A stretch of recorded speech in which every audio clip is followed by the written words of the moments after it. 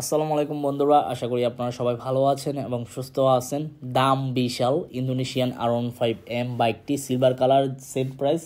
Black R15M same price. দুইটি colour বাইকের প্রাইসই same price. বিশাল দাম কত চলতেছে সেটা আজকের ভিডিওতে বলে দিচ্ছি। তবে এখনও পর্যন্ত যারা আরমান সারোয়ার ইউটিউব চ্যানেলটি সাবস্ক্রাইব করেন নাই তারা অবশ্যই আরমান সারোয়ার ইউটিউব চ্যানেলটি সাবস্ক্রাইব করে ফেলবেন যেন পরবর্তী আপডেট নোটিফিকেশন পেয়ে যান। বন্ধুরা, ইয়ামা R15M বাইকটি কিন্তু বিল্ড কোয়ালিটি পারফরমেন্স খুবই ভালো। তার উপর হচ্ছে ইন্দোনেশিয়ান ভার্সন বাইকের বিল্ড কোয়ালিটি পারফরমেন্স ইন্ডিয়ান বাইকের তুলনায় অনেক ভালো। তো যারা ইন্দোনেশিয়ান বাইক চালান তারা মর্ম বোঝেন যে আসলে ইন্দোনেশিয়ান বাইকের বিল্ড কোয়ালিটি পারফরমেন্স কতটা ভালো।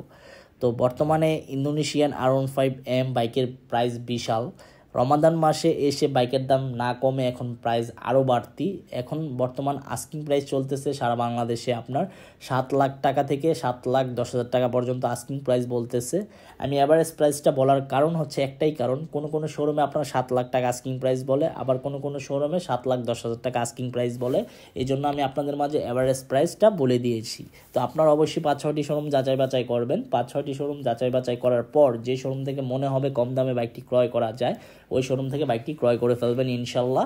তো এই ছিল ইন্দোনেশিয়ান R15M বাইকটির সম্পর্কে আপডেট ইনফরমেশন এবং বাজার মূল্য কত চলতেছে সেটা নিয়ে আপডেট ইনফরমেশন দিয়ে দিয়েছি। তবে বাইক ক্রয় করার আগে কিছু জিনিস খেয়াল রাখবেন যে ভালো মানের সার্ভিস সেন্টার আছে কি না।